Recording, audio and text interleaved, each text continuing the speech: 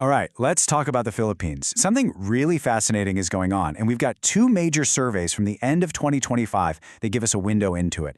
They paint this picture of a nation that is just deeply split over its leader. So we're going to dive into these numbers and try to understand what the political mood of the country really is right now. You know, it all boils down to this one really powerful question. How does an entire country actually feel about its leader? And as we're about to see, the answer, well, it's not simple, not at all. In fact, it's super complex and reveals a nation pretty much divided right down the middle. Okay, so let's get right to the headline numbers. Pulse Asia in December, they found a national net trust rating of -15. A month earlier, SWS clocked in at -3. Now, the numbers themselves are different, sure, but they are telling the exact same story. On a national level, distrust is winning out over trust. But hold on, what does a -15 or a -3 even mean? Like, how do they get that number?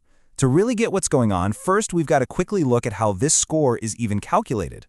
It's called the net trust rating. And honestly, the math is super simple. You just take the percentage of people who say they trust the leader, and you subtract the percentage of people who say they distrust them. Boom! What you're left with is one single number that gives you this really powerful snapshot of how the public is feeling. And when we look at the full breakdown, you can see exactly why that rating is in the negative. In the Pulse Asia survey, a whopping 47% of people said they distrust the president, compared to only 32% who trust.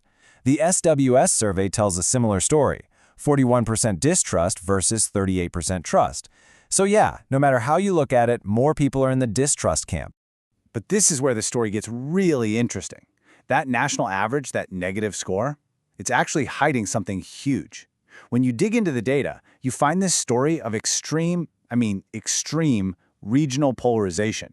It's almost like we're talking about two totally different countries. So on one side, you've got the president's main stronghold, Balance Luzon. That's basically the Luzon Island group outside of the capital, Metro Manila. And here, wow, it is a completely different world. The sentiment is the total opposite of the national trend. Both surveys show positive net trust ratings, a +22 from Pulse Asia and a moderate +19 from SWS. This is where support is really holding firm. But then, you go to the other end of the spectrum. You go down to Mindanao, and the contrast gives you whiplash. The ratings here aren't just a little bit negative, they have absolutely cratered. Pulse Asia is reporting a -59, and SWS, get this, an incredible -73.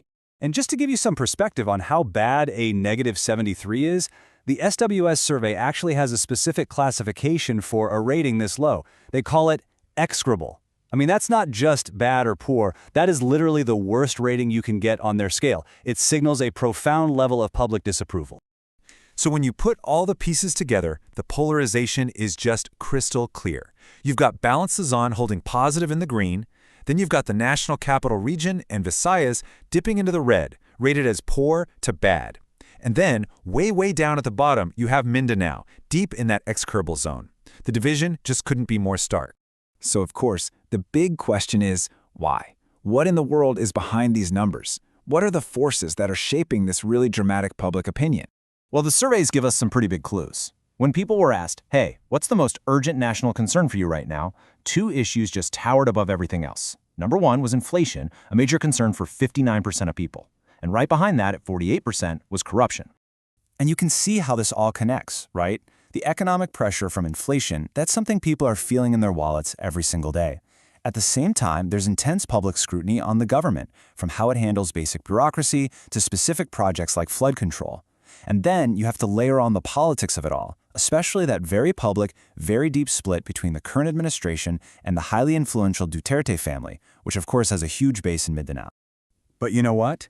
This story isn't just about trust versus distrust. There's one more massive piece to this whole puzzle. A group of people who could swing this entire narrative. This is the big, undecided question. Look at this number, 21%. That is the huge slice of the population that in both surveys basically said, I'm not sure. They haven't committed to trust and they haven't committed to distrust. They are a massive political wildcard. Think about it this way. 1 out of every 5 Filipinos is essentially in a wait-and-see mode. They just haven't made up their minds yet. And their opinion, whichever way it eventually goes, could be what ultimately tips the scales of public sentiment one way or the other. So that's the picture we're left with. We have a nation that is clearly divided by region and a huge chunk of the population just waiting on the sidelines. So the real question isn't just about today's numbers. It's about what happens tomorrow. With a nation this divided and with 1 in 5 people still undecided, what shapes the political landscape next?